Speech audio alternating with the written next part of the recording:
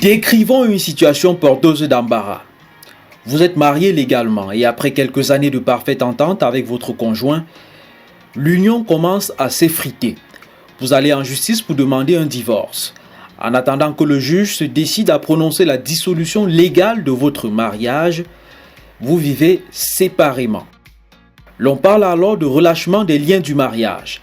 Mais comme vous êtes humain, c'est-à-dire fait de chair et d'os, il peut donc vous arriver d'avoir une envie de contact sexuel.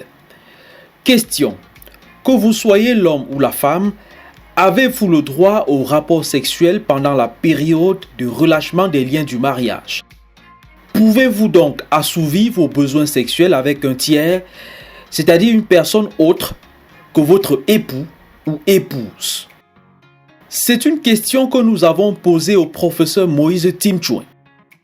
En 2003, il publie dans les Annales de la Faculté des sciences juridiques et politiques de l'Université de Caen l'article intitulé « Réflexion sur le droit au rapport sexuel pendant le relâchement du lien du mariage ».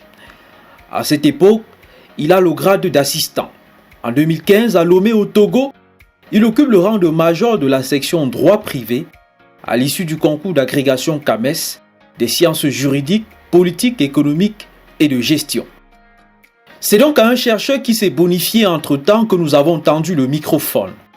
Et il répond à la question posée à la lumière du droit camerounais.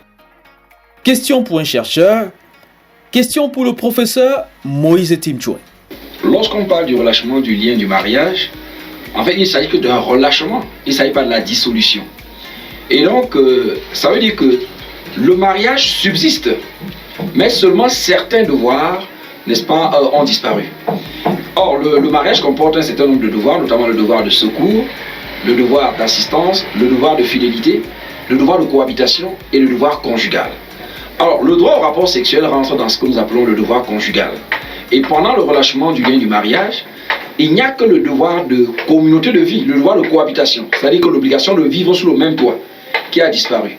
Tous les autres devoirs subsistent. Donc, le devoir de fidélité, le devoir d'assistance et le devoir conjugal, n'est-ce pas, continue de subsister entre les conjoints, jusqu'à ce que le mariage soit définitivement dissous, soit par la mort, soit par le divorce judiciairement prononcé.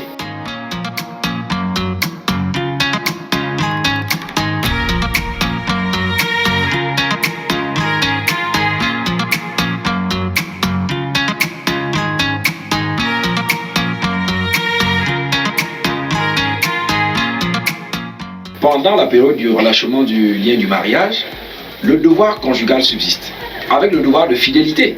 Ça veut dire que les conjoints séparés de corps, n'est-ce pas, continuent d'être tenus de n'avoir de rapport sexuel qu'entre eux les conjoints. Et donc du coup, le fait d'avoir ces rapports sexuels avec un autre que son conjoint constitue l'adultère. Et cet adultère reste punissable malgré le fait que les époux ne vivent plus ensemble. Et justement, c'est à ce niveau-là qu'il y a une démarcation entre le droit camerounais et certains droits, n'est-ce pas, qui nous ont souvent inspirés, notamment le droit français. Parce qu'en droit français, déjà, l'adultère a été dépénalisé, et de plus, l'adultère a cessé d'être une cause péremptoire de divorce. Mais au Cameroun, l'adultère est resté un délit pénalement punissable, et l'adultère demeure en même temps, n'est-ce pas, une cause péremptoire de divorce. Ce qui fait donc que lorsque un époux, quoique séparé de corps, n'est-ce pas, commet un adultère, c'est-à-dire que a des rapports sexuels avec un autre que son conjoint, il demeure pénalement punissable. Sauf que, au regard des circonstances, n'est-ce pas, qui ont amené les époux à être séparés de corps, on pense que, n'est-ce pas, la peine pourrait, dans une certaine mesure, être atténuée.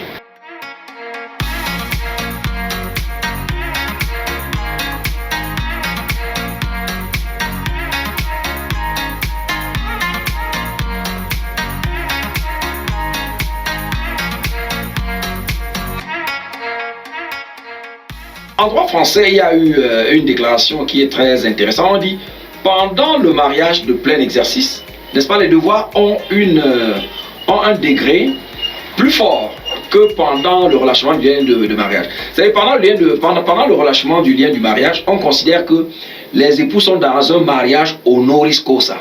Donc les devoirs subsistent, mais pas avec la même vigueur que si le mariage n'était pas en crise. Et au regard donc de ces circonstances, même si l'adultère reste punissable, il va de soi que le juge devrait accorder, n'est-ce pas, de larges circonstances atténuantes à l'époux qui est dans cette situation, parce que le relâchement du lien du mariage vient généralement d'une situation de crise.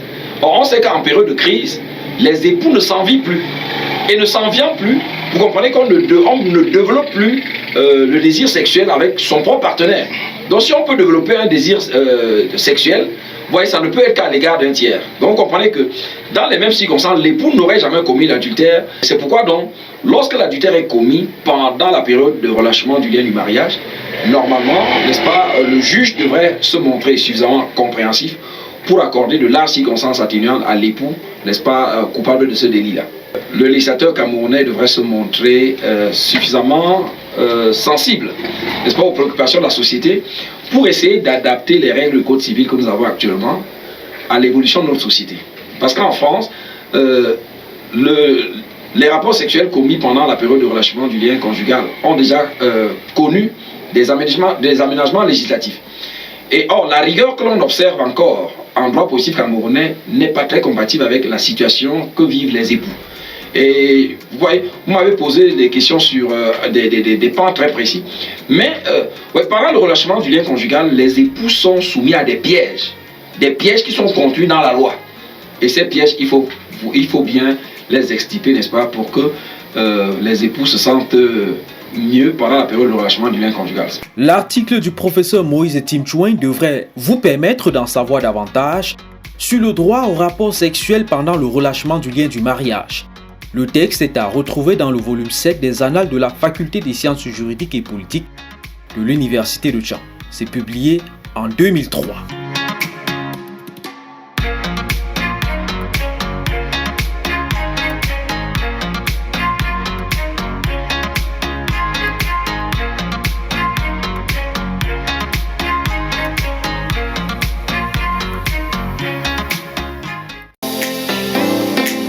Vous aimez la science, vous aimez la technologie, vous aimez l'innovation, abonnez-vous à Afrique Université TV, une initiative panafricaine de l'Agence universitaire pour l'innovation.